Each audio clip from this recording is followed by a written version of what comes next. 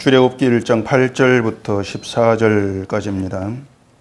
요셉을 알지 못하는 새 왕이 일어나 애굽을 다스리더니 그가 그 백성에게 이르되 이 백성 이스라엘 자손이 우리보다 많고 강하도다. 자, 우리가 그들에게 대하여 지혜롭게 하자. 두렵건대 그들이 더 많게 되면 전쟁이 일어날 때에 우리 대적과 합하여 우리와 싸우고 이 땅에서 나갈까 하노라 하고 감독들을 그들 위에 세우고 그들에게 무거운 짐을 지워 괴롭게 하여 그들에게 바로를 위하여 국고성 비돔과 라암셋을 건축하게 하니라. 그러나 학대를 받을수록 더욱 번성하여 퍼져나가니 애굽 사람이 이스라엘 자손으로 말미암아 근심하여 이스라엘 자손에게 일을 엄하게 시켜 어려운 노동으로 그들의 생활을 괴롭게 하니 곧 흙 일기기와 벽돌 굽기와 농사의 여러 가지 일이라. 그 시키는 일이 모두 엄하였더라. 아멘. 기도하겠습니다. 하나님의 뜻에 붙들려 살아가는 것이 우리의 인생입니다. 우리의 모든 인생 그 삶의 처음부터 마지막까지가 하나님께 붙들려 살아가는 것이 어떠한 의미인가를 알게 하시고 우리의 모든 삶에서 하나님의 손길만 의지하고 하나님의 그 뜻에 내 모든 걸 맡길 수 있는 믿음 가운데 있도록 저희를 도와주시옵소서. 예수님 이름으로 기도합니다. 아멘. 출애굽기는 이스라엘이 애굽에서 탈출하는 그런 이야기라고 했습니다. 이스라엘이 애굽에서 그 탈출하기 위해서 가장 먼저 선행되어야 되는 게 있습니다. 그게 뭐냐면 이스라엘이 애굽에서 나가고 싶어하는 그런 마음이 있어야 하는 겁니다. 하나님께서 모세를 보내서 이스라엘을 애굽에서 데리고 나오게 하긴 하지만은 이스라엘이 우린 애굽에서 나갈 마음이 없다. 이렇게 버티면 안 되는 일이잖아요. 출애굽이 그런 겁니다. 먼저 이스라엘 백성들에게 애굽에서 나가기를 원하는 그런 마음이 없으면 출애굽은 안 되는 거예요. 그런데 이스라엘은 야곱 가문이 애굽으로 이제 이주를 해가지고 이미 애굽에서 수백 년 동안 자자손손 생활을 하고 있었습니다. 그러니까 애굽 땅이 이미 이제 그들에게는 터전이 되어 있는 그런 상태가 된 겁니다. 요셉이 30세에 총리가 되었고 110세에 죽었으니까 요셉만 해도 80년 동안 총리를 했단 말입니다. 그렇게 창세기가 요셉의 죽음으로 끝이 나는데 그 창세기와 출애굽기의 시간적 간격이 350년이라고 그랬습니다. 그것만 계산해도 이 야곱 자손들은 애굽에서 430년간 이주해서 생활을 해온 거예요. 430년을 살았다면은 비록 땅은 애굽 땅이지만은 이 자기들 땅이나 다름없다고 할 수가 있는 겁니다. 그런 이스라엘에게 누군가가 와가지고 하나님이 너희를 애굽에서 나오게 했다. 하나님이 약속한 땅이 있으니까 그 땅으로 가자. 이렇게 한다고 해서 그래 우리 가자. 이렇게 호응하면서 나오겠냐고 하는 겁니다. 하나님이 약속한 땅이라는 것은 이스라엘이 한 번도 보지 못한 땅이고 가보지도 않은 땅입니다. 물론 야곱은 그 땅에 있었고 요셉도 있어 살았죠. 그런데 후손들은 그 땅은 가보지도 못한 땅이에요. 보지도 못한 땅이란 말입니다. 결국 출애굽이라고 하는 게 뭐냐면 400년이 넘게 살아온 터전을 버리는 겁니다. 그걸 버리고 알 수 없는 그 땅으로 이주하는 게 출애굽이라는 얘기죠. 그런데 현재의 삶에서 아무런 문제가 없는데 평탄하게 잘 살고 있는데 그 누군가가 와서 가자 한다 해가지고 그 땅을 나올 리가 만무하다고 하는 거죠. 천국의 문제가 그런 것 아니겠습니까? 기독교인이란 누구나 천국을 좋은 곳 생각을 합니다. 근데 죽으면 천국에 가고 싶다 이렇게도 얘기를 합니다.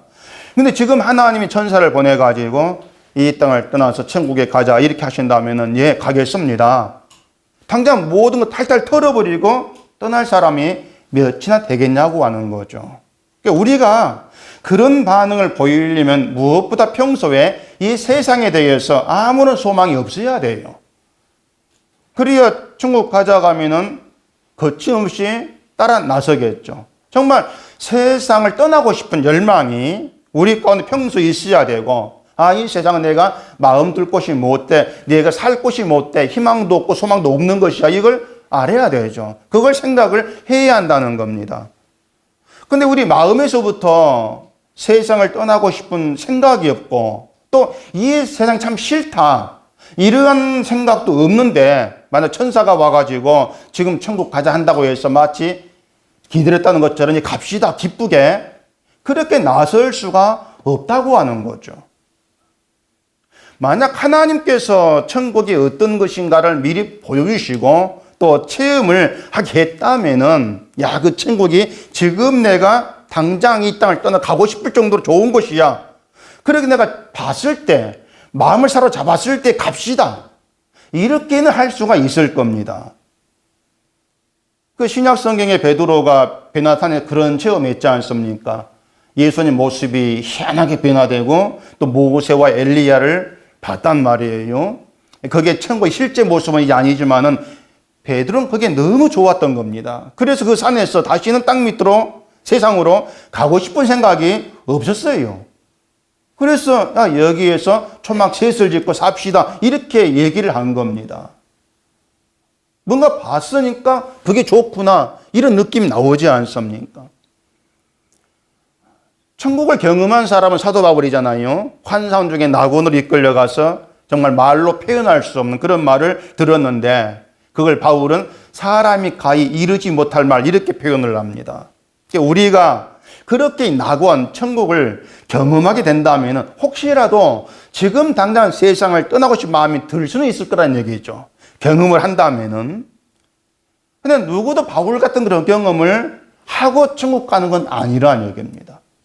보지도 못한 천국이죠. 체험도 못한 천국이 그냥 성경 보고 이게 천국 그렇게 우리가 알고 받아들이고 있을 뿐이에요. 보지 못한 상태에서 믿고 있을 뿐이란 얘기죠. 그러다 보니까 세상에서 살 것 다 살고 나중에 내가 수명 다해가지고 죽었을 때에 천국 가면 되지 않겠는가 이런 생각들을 많이 한다고 할 수가 있습니다. 다시 말해서 보지도 못하고 내가 경험도 하지 못한 그런 천국보다도 일단은 내가 몸으로 살아가는 이 세상에 더 마음이 끌리는 거 그게 더 강하다고 할 수가 있다는 거죠. 그게 우리 지금 현실이라고 할 수 있는 거예요. 그러니까 그 애굽에 살던 이스라엘 자손도 그와 같은 마음이 아니겠냐고 하는 겁니다. 430년 살고 있는데 터전을 다 잡았는데 말이죠. 그래서 이스라엘이 애굽에서 나오기 위해서 필요한 것은 이 애굽이 자기들이 살 만한 곳이 아니라는 걸 먼저 심적으로 느껴야 돼요. 먼저 알아야 돼요. 정말 세상이 악하다. 우리가 살 곳이 못된 걸 알아야 되죠. 그럴 때에 그 약속의 땅에 대한 하나님의 약속이 있다. 뭔가 그쪽으로 마음이 가게 되지 않겠냐고 하는 겁니다. 바로 그 작업을 하나님이 하시는 것이 본문 내용입니다. 먼저 애굽에서 나오고 싶어하는 애굽에 내가 살 곳이 못 된다는 걸 알게 하려고 하는 그 일을 본문에서 지금 하고 계시는 거예요.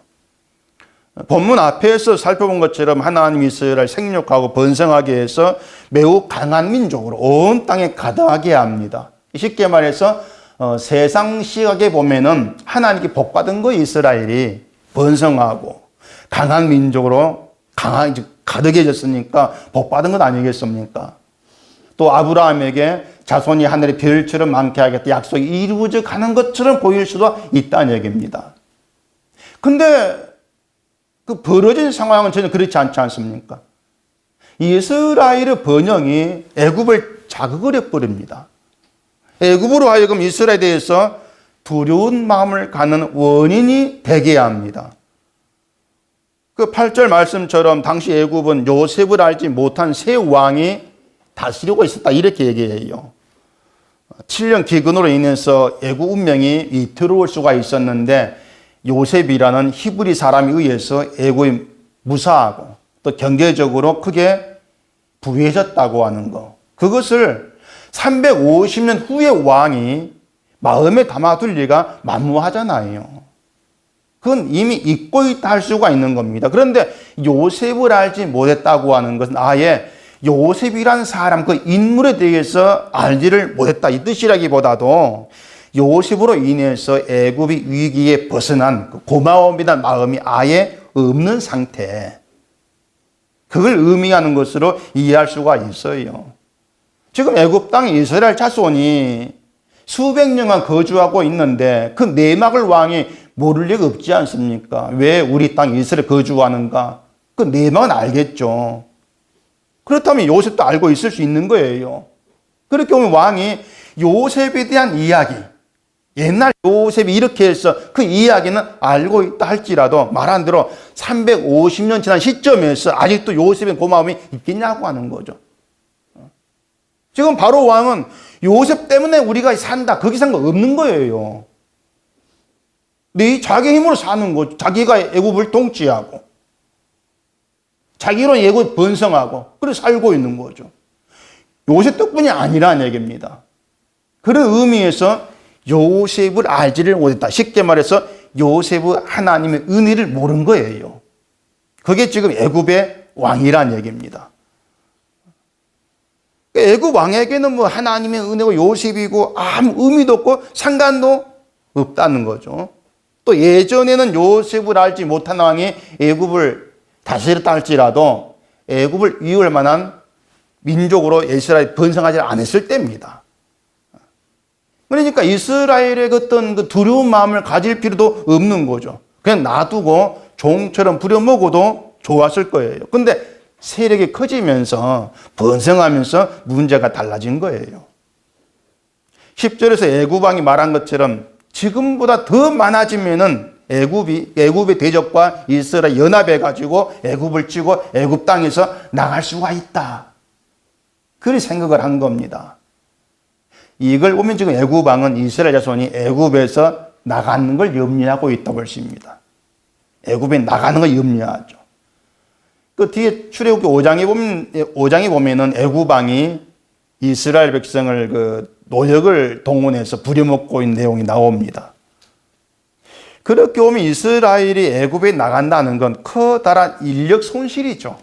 종처럼 부려먹고 있는데 그 나간다 인력 손실로 다가오는 겁니다. 그렇기 때문에 이스라엘 애굽에 나가는 것을 애굽 왕이 염려했을 거라는 거죠. 어쨌든 애굽 왕은 이스라엘이 더 이상 강한 힘을 가진 민족으로 번성하지 않도록 통제해야 될 필요성을 느꼈고 그 방법으로 학대를 한 겁니다. 11절을 보시면은 감독들을 그들 위에 세우고 그들에게 무거운 짐을 지워 괴롭게 하여 그들에게 바로를 위하여 국고성 비돔과 라암셋을 건축하게 하니라. 이스라엘로 하여금 비돔성, 라암셋 성을 건축하게 그렇게 시키죠. 노역으로 인해서 그들을 힘들게 만들면은 이스라엘 번성하고 강해지는 것을 뭔가 막을 수가 있겠다. 그런 계획을 만들어낸 겁니다. 근데 하나님은 이스라엘이 학대를 받을수록 더 번성하고 퍼져가게 합니다. 그 때문에 애굽 사람은 더 근심하게 돼요. 그리고 일을 더 엄하게 시키고 어려운 노동으로 더 생활을 괴롭게 해버립니다. 자, 하나님 이스라엘을 번성케 한다. 아까 얘기한 대로 세상 시각 보면 축복입니다. 복받은 겁니다. 근데 지금 그들 상황에 보면은 번성케 된 것이 오히려 그들이 억압을 받고 학대를 받는 원인이 되는 거예요. 하나님이 왜 그렇게 일을 하실까? 그런 거죠. 왜 그렇게 일을 하실까? 마치 이스라엘을 더 큰 억압으로 몰아가는 것. 그렇게 보이지 않습니까? 이스라엘 괴롭게 하는 게 그걸로 끝나지가 않습니다. 본문 뒤에 보면 애굽 왕이 히브리 산파를 불러다가 히브리 여인이 해산을 할 때 그걸 도우면서 아들이면 죽이고 딸이면 살려라. 이런 명령을 또 내립니다.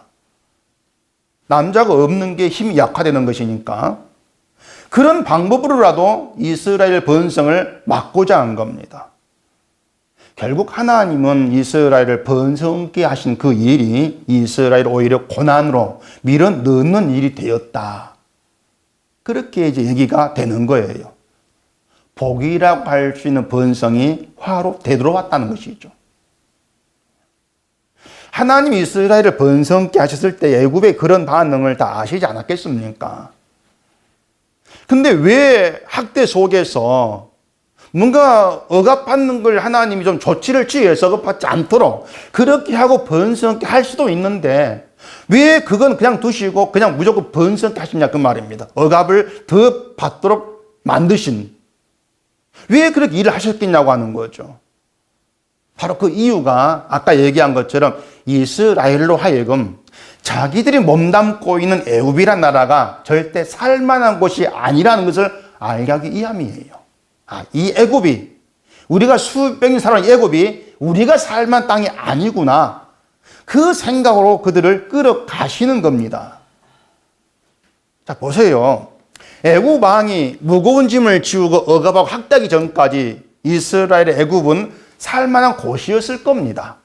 비록 자기 땅은 아니고 뭔가 종과 같은 취급한다 할지라도 그 애굽 부강한 나라에서 그들의 그 어떤 물질을 누렸을 것이고, 광야에서 얘기한 것처럼 먹고 싶은 것 만들어 먹으며 살았다 그 말입니다. 살만한 곳이었어요. 400년 넘게 살아오면서 자기 땅처럼 된 곳, 자기 터전이다 말입니다. 그런데 그런 상태에 있은 이스라엘에게 말씀드린 것처럼 하나님 모세를 보내가지고, 자, 하나님이 약속의 땅 가라 하신다, 가자, 이렇게 한다고 해서 순순히 따라 나서지를 않으실 거란 얘기입니다. 내 터전이 여긴데 어떻게 그걸 다 버리고 알지 못한 땅으로 가기 위해서 떠나겠냐는 것이에요. 그거 다 버려야 되니까 우리 같아도 떠나지를 못한다는 얘기입니다. 사람들이 그 하나님께 구하는 것이 지금 살고 있는 세상에서 떠나고 싶은 그런 마음이 있게 해달라고 구하는 게 아니거든요. 세상에서 떠나고 싶은 마음이 들도록 세상에 대해 내가 신물나게 해달라, 이런 기도 안 합니다. 사람들이 구하는 것은 반대잖아요. 지금 내가 살고 있는 세상에서 더 행복하고 더 즐겁게 살게 해달라는 겁니다. 그러니까 지금은 더 살만한 곳으로 만들어 달라는 거죠. 행복을 누리게. 그리고 그런 기도가 보여주는 게 뭐겠습니까? 사람들 일절 세상을 떠나고 싶은 마음이 없다는 겁니다. 그게 솔직한 모습이에요. 가보지 못한 천국보다도 실제 내 육신으로 살아가는 이 세상을 더 원하고 세상에 더 마음을 두고 있는 것, 그게 지금 기독교인의 실상이라는 거죠. 그래서 늘 세상 일에 대해서 아쉬워하는 겁니다. 왜 내 형편이 이것밖에 안 되는가 아쉬워하죠. 왜 내가 원하는 대로 안 되는가. 그러면 하나님께 불만하기도 하고 말입니다. 그런 것들 하나하나가 세상에 떠날 마음이 없다, 그러면서도 천국이 좋다, 가고 싶다, 이런 말을 하고 있다는 얘기죠. 뭔가 이중적인 모습을 보이고 있다는 얘기예요. 그런 우리에게 하나님은 우리가 원하는 대로 일이 안 되게 하시면서 어떻게 하시겠습니까? 우리의 마음을 세상으로부터 끌어내시는 겁니다. 세상이 살만한 곳이 아니라는 것을 절감하게 만들어 가시죠. 이스라엘이 그렇다는 얘기입니다. 이스라엘을 애굽에서 끄집어내기 위해서 살만한 곳이 아님을 절감하기 위해서 번성케 하셨다가 그 번성으로 인해서 오히려 학대를 받는 그런 상황으로 밀어 넣으시는 거죠. 그게 하나님의 의도예요. 근데 우린 하나님의 또 그런 의도 별 신경 안 쓰고 참 살아갑니다. 오히려 나를 힘들게 한 하나님의 의도, 그런 게 어디 있느냐, 그런 불만의 마음을 가지려고 하죠. 자, 사도 바울이 낙원을 이끌려가서 말로 다 할 수 없는 그런 말을 들었다 했는데 얼마나 황홀했겠어요. 가능하다 우리가 그런 체험 해보고 싶은 마음이 있지 않겠습니까? 그런데 사도 바울이 그런 체험을 하긴 했는데 그런 체험하고 했다 해가지고 그 상황이 달라진 게 없습니다. 몸에 가시라고 표현한 병이 있어서 고생을 했죠. 그것 때문에 3번씩 기도했는데 하나님은 안 들어줍니다. 낫게 하지를 않습니다. 또 복음 전한 환경도 달라지지가 않아요. 여전히 바울을 핍박하고 반대하는 세력이 있죠. 바울을 진짜 사도라고 사도가 아니라고 의심하는 그 무리도 여전히 있습니다. 우리가 아마 그런 환경에 처해 있다면 참 죽고 싶다 그런 말이 들 겁니다. 날 의심하고 날 반대하고 날 핍박하고 날 욕하고 비난하고 그런 대상이 있다면 참 죽고 싶다만 들지 않겠습니까? 그러니까 우리는 실제 살아오면서 그런 마음이 들도록 힘든 상황을 많이 겪어요, 우리는. 어떤 사람은 하루에 12번씩이나 죽고 싶다 마음이 든다, 이렇게 말도 합니다. 그만큼 힘들다는 얘기죠, 사는 게. 그렇게 힘들 때 신자는요, 하나님을 생각할 수 있어야 한단 말입니다. 그 상황만 생각하면 죽고 싶다, 살기 싫다 할 정도로 힘들다, 난 힘들어, 그 생각만 하고 있을 것이 아니고 하나님이 나로 하여금 정말 죽고 싶다는 마음이 들 정도로 힘든 상황을 주시는 이유가 뭘까? 그런 상황, 그런 생각을 할 수 있어야 되죠. 그런 생각을 하기 때문에 신자라는 겁니다. 그런 생각이 있기 때문에 모든 일의 배후에 하나님이 계신다는 생각으로 늘 하나님의 의도, 하나님의 생각이 뭔가에 마음을 두고 그 의도를 알아가고자 하는 마음이 있는 그 사람, 그게 신자죠. 그리고 또 힘든 일에 처했을 때에 불평하고 원망하면서 살기 싫다 한숨 짓는 그런 사람이랑 그건 누구나 다 하는 겁니다. 다 그렇게 하죠. 근데 신은 모든 걸 하나님과 연결해서 생각을 할 수 있어야 하는 거예요. 하나님께서 왜 이렇게 하시지? 그런 생각이 있어야 되죠. 그런 물음에 대한 답을 우리는 성경에서 찾을 수가 있는 겁니다. 그 답을 오늘 본문서 생각해 보자면 우리를 세상에서 이끌어내기 위해서다. 그게 하나님의 생각이라는 겁니다. 거꾸로 만약에 정말 우리로 하여금 세상이 참 살만해, 정말 살만하다는 마음이 들도록 모든 일을 편하고 근심 걱정 없게 만들고 그렇다면 그런 세상, 그 현실에서 빠져나오고 싶은 생각이 있겠냔 말이죠. 없습니다. 성경 쓰면 나그네 이런 말이 나와도 관심 안 가죠. 본향 이런 말이 나와도 관심 안 갑니다. 세상에 죄만 있다 이렇게 말해도 관심 안 가요. 난 살기 좋은데 뭐. 그런 말도 귀에 들어오게 하겠습니까? 정말 떠나고 싶은 마음이 없는데. 그래서 죽고 싶다는 마음이 들 정도 상황을 밀어 넣어서 이런 세상에 비해서 천국이 어떤 곳인가 그런 생각이라도 하게 하신다는 얘기입니다. 정말 세상이 살기 좋은 곳이냐? 그렇게 물으신다고 보면 되는 거예요. 이스라엘 다르지가 않습니다. 번성으로 인해서 학대받게 하심으로써 애굽이 결코 너희가 살만한 세상이 아니야. 그겁니다. 살만한 곳이 아니다. 그래서 모세 가자 그럴 때 따라 나오는 이스라엘로 만드시려고 학대를 동원하시는 겁니다. 따라 나오게 하시려고 모세를. 천국이 좋은가 세상이 좋은가 두말하면 잔소리죠. 근데 천국이 좋으면 세상이 싫어져야 됩니다. 그게 정상입니다. 어느 정도로 세상이 싫어져야 되냐면은 도무지 내가 살만한 곳이 못 된다. 그런 마음이 들 정도로 싫어져야 돼요. 빨리 떠나고 싶은 그런 마음이 가득해서 누군가 와가지고 천국 가자 손잡고 끌어가면 두말하고 따라갈 수 있는 그럴 정도가 돼야 되죠. 근데 우리는 세상을 싫어하는 것이 아니더라. 그럴 의도가 없는 거죠. 천국이 좋긴 좋은데 지금 당장은 좀 아닙니다 하는 그런 마음이 늘 머물러 있어요. 그래서 천국 가자 그래도 따라갈 마음이 사실 없죠. 그러니까 그런 우리로 하여금 정말 세상이 싫다 그런 마음이 들게 하시는 것이고 다 털어버리고 천국에서 영원히 몸담고 싶은 그런 마음이 들게 하는 상황으로 우리를 늘 끌어가신다. 그렇게 생각하시면 될 겁니다. 그게 하나님의 일하심이에요. 다시 얘기하지만 하나님 우리로 하여금 참 세상이 살만하다.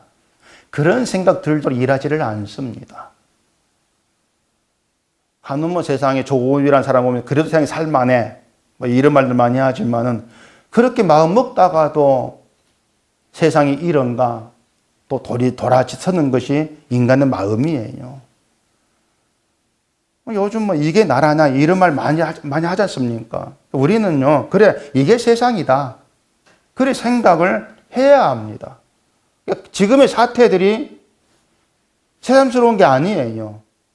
이 땅 역사에서 있어 왔던 일들입니다.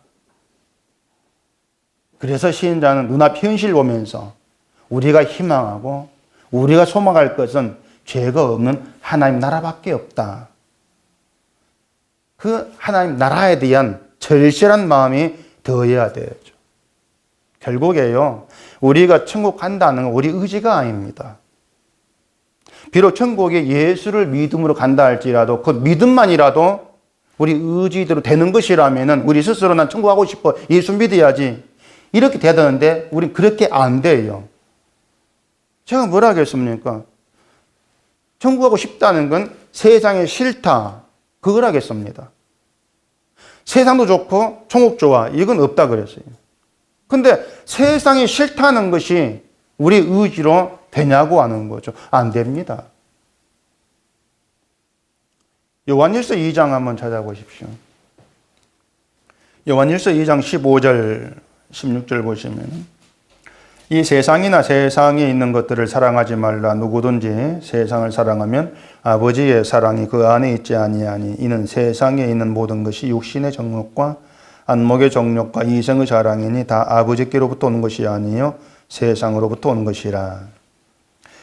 자, 세상이나 세상에 있는 것을 사랑하지 말라, 이렇게 말씀을 하시는데, 우리가 세상을 사랑하지 말아야 될 이유가 뭐겠습니까? 왜 세상을 사랑하지 말라고 하시냐는 얘기입니다. 세상이 누구를 죽였죠? 세상이 자기를 구원하러 온 예수 그리스도를 죽였습니다. 그래서 세상은 하나님 원수입니다. 아들 죽인 원수예요.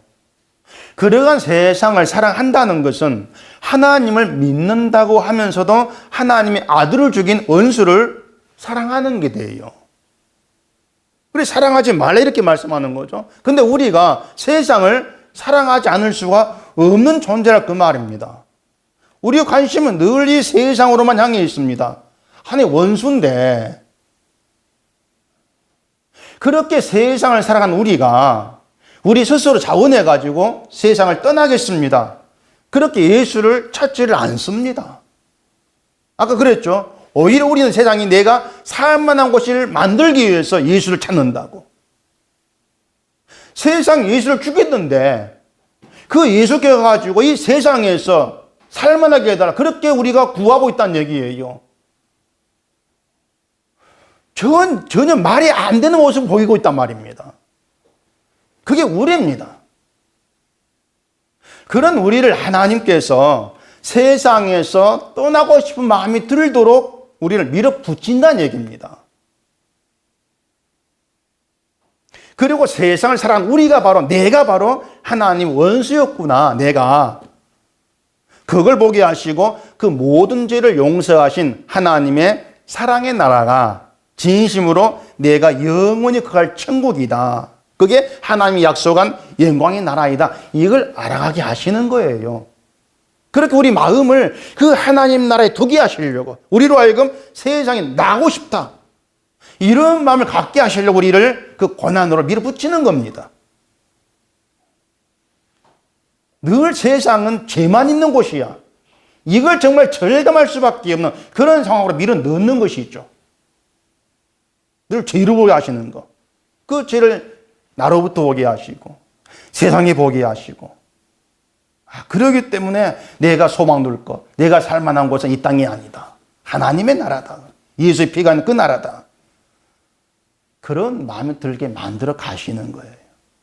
만약에 세상을 전혀 떠나고 싶은 마음이 없는 상태의 이스라엘을 강제로 약속의 땅으로 옮겨버렸다. 강제로 어떻게 되겠습니까?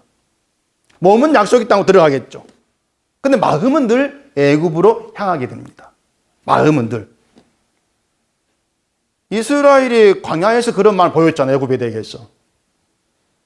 그런데 그 광야를 거쳐갔을 때에 그런 과정을 통해 드러나는 것이 이스라엘은 그 약속의 땅에 들어갈 자격이 없다는 게 계속 드러나는 겁니다. 너희는 여전히 애굽을 살아간 존재야. 그렇게 해서 약속의 땅에 들어가게 된 것 자체가 하나님의 은혜와 사랑이랑을 배우게 하시는 겁니다. 몸만 들어가는 게 하는 게 아니고 하나님의 은혜와 사랑을 배운 자로 들어가게 하시는 거예요. 은혜와 사랑을 그 속에 담고 있는 자로 약속에 들어가게 하신다. 그래서 약속의 땅에서는 할 일이 뭡니까? 은혜와 사랑을 높이고 감사하고 찬송하는 것. 그게 하나님의 의도예요. 그러니까 그런 과정이 없이 정말 세상이 악하구나. 이 세상이 한 원수고 내가 바로 그 원수인 자구나. 또 이런 과정이 없이 그냥 무조건 천국에 집어넣어버렸다. 결국 은혜와 사랑이 없는 상태에 들어가는 것이고 그렇기 때문에 그 천국에서 은혜와 사랑을 찬송치 않는 것이죠. 그런 천국은 없는 거예요.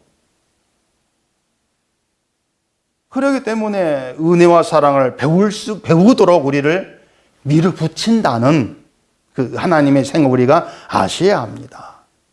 우리 속에 하나님의 은혜와 사랑을 두기 위해서 우리를 끌어가신다는 거죠.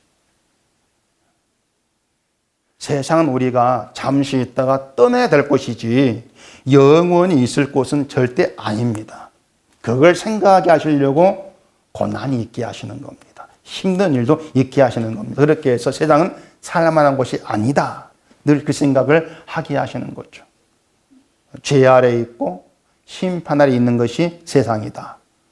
그걸 깨달아 알면서 소망을 예수께 두게 하시는 겁니다.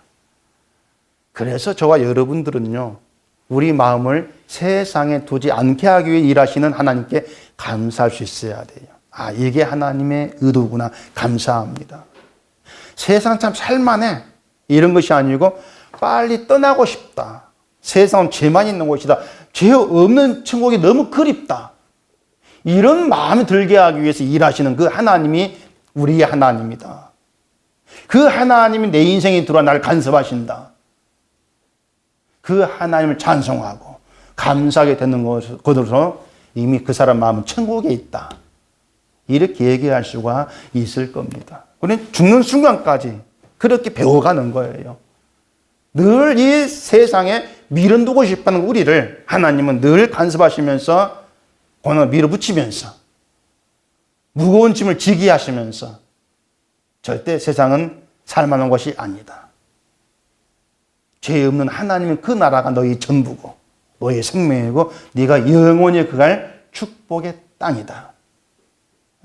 그걸 아느냐? 이렇게 물으시는 거죠, 늘. 여러분의 모든 삶에서 그 하나님 물음을 접하시고 과연 내가 무엇을 사랑하고 무엇에 마음을 두고 있고 이 세상을 떠나고 싶어하는 그런 마음이 있는 대로 살아가는가. 그렇게 돌아보시면서 하나님께 제발 이 세상에 대해서 신물나게 해달라고 그렇게 기도하십시오. 그게 정말 천국을 바라보는 신자라 그렇게 얘기할 수가 있을 겁니다. 기도하겠습니다. 우리 아버지 하나님, 이스라엘을 번성케 하시고 강하게 하셨는데 오히려 그것이 그들에게 큰 고난으로 학대로 돌아옵니다. 그렇게 일하신 하나님의 의도가 이스라엘로 하여금 애굽에서 떠나고 싶어하는 그런 마음을 갖게 하기 위함을 생각해 볼 때에 우리 하나님 일하심도 그렇다는 걸 알 수가 있습니다. 늘 저희로 하여금 세상에 마음 두지 않게 하시고 이 세상이 하나님의 원수임을 생각하면서 그 천국, 죄 없는 그 나라를 소망하는 그런 저희로 살아가도록 우리의 모든 심령을 다스리시고 인도해 주시옵소서. 예수님 이름으로 기도합니다. 아멘.